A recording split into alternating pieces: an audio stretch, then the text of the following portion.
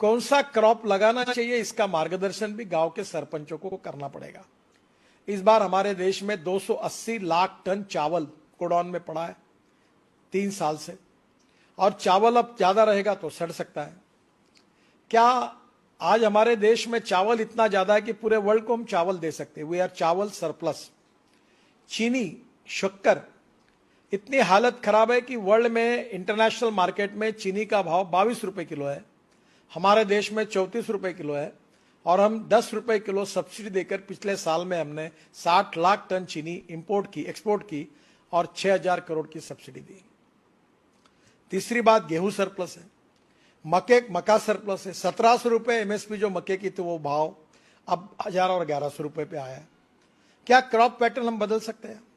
हमारे देश में 80 से 90 हजार करोड़ का एडिबल ऑयल हम इंपोर्ट करते हैं, पर आज दुर्भाग्यवश हमारे देश में फल्ली का तेल हो, जवस का तेल हो, सरसों का तेल हो, करड़ी का तेल हो, सोयाबीन का तेल हो, आज कम है।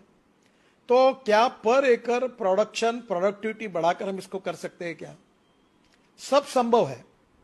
मैं नागपुर में, हमारे ऑरेंजेस होते हैं, और मुझे बहुत इच्छा थी कि नागपुर के ऑरेंजेस एक्सपोर्ट हो।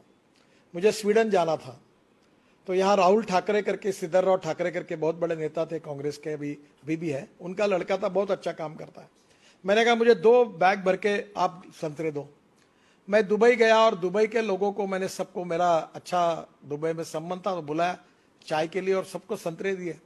अब हमको 6 कंटेनर हमारे बेचे गए और अभी 100 कंटेनर का ऑर्डर मिलेगा, और 32 रुपए किलो संतरे का भाव मिल रहा है, जबकि यहां हमको 12 रुपए 15 रुपए भी नहीं मिल पा रहा। हमारे यहां सब्जियां हम एक्सपोर्ट कर सकते हैं। हमारे यहां क्रॉप पैटर्न को बदलना, और यह बात बहुत महत्वपूर्ण है, और विश्वनाथ कराड़ जी को मैं अनुरोध करूंगा कि आप थोड़ा सा, जैसे ये विश्व शांति और ये सब बातें फिलोसॉफी की बिल्कुल सही है, पर हमारे गांव में किसान आत्महत्या कर रहे। विश्वनाथ जी, क्या हम किसानों को सुधार सकते हैं? तो मेरा दावा है कि जब तक किसान पेट्रोल डीजल नहीं उगाएगा तब तक किसान सुखी नहीं होगा। हमने इथेनॉल लाया, जो गन्ने के जूस से इथेनॉल बनता है, गन्ने मोलाइसिस से बनता है। अभी तो हमने शुगर के बजाय इथेनॉल में कन्वर्शन किया।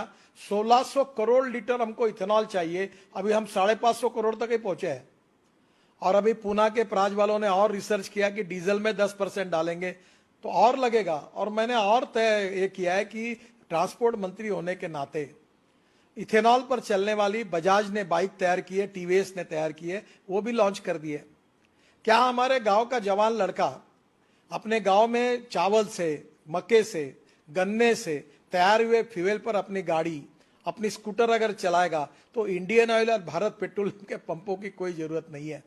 मैं कोई इंडियन ऑयल और भारत पेट्रोलियम के विरोध में नहीं हूं, पर 8 लाख करोड़ का हम इंपोर्ट कर रहे हैं और प्रदूषण बढ़ा रहे हैं। उसके बजाय हम किसानों ने तैयार किए हुए ईंधन पे जाएंगे। तो मेरी एक ही सुझाव है कि diversification of agriculture towards energy and power sector, यह विषय विश्वनाथ जी हमें लोगों को जगाने के लिए बहुत आवश्यक है। ये अगर होगा, और इसमें काफी काम हुआ है, हवाई जहाज का ईंधन भी किसान तैयार कर सकते हैं, किसान बिजली भी तैयार कर सकता है, किसान मोटर, कार, बस, ट्रक चल सकती है, और ये सब सिद्ध हुआ है। मैं ट्रांसपोर्ट मंत्री हूं, मैं आपको इसकी सब जानकारी दूंगा।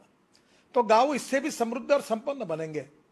और सबसे इंपॉर्टेंट चीज है कि गांव में अच्छी शिक्षा मिलनी चाहिए। हेल्थ सर्विसेज के बारे में कल ही मेरे बहुत दुखद घटना हुई।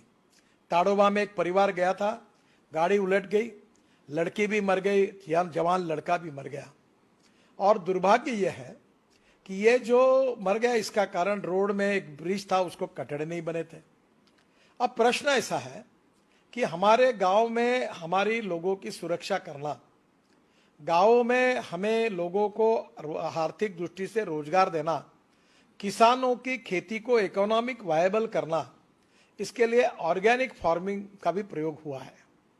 अभी हमारे गांव में जो कचरा, आप एक अच्छी बात है, जैसे आपने लोगों के बारे में कहा, मैं सभी सरपंचों को अनुरोध करूंगा कि मेरे खुद के घर में अनुभव आया था कि मेरे यहाँ जानवर मर गए, मुझे प्रोडक्शन अच्छा नहीं मिलता था।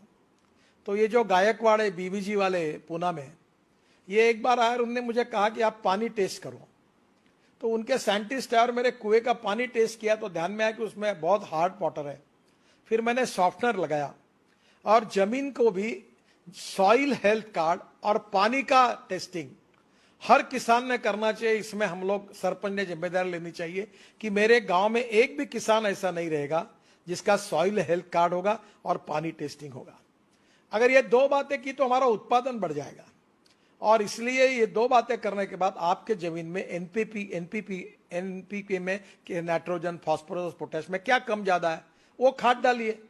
जो आता वो खाद केमिकल फर्टिलाइजर डालता है। अभी ये प्रयोग हुआ कि जिनके खेत में ऑर्गेनिक कार्बन 0.80 के ऊपर है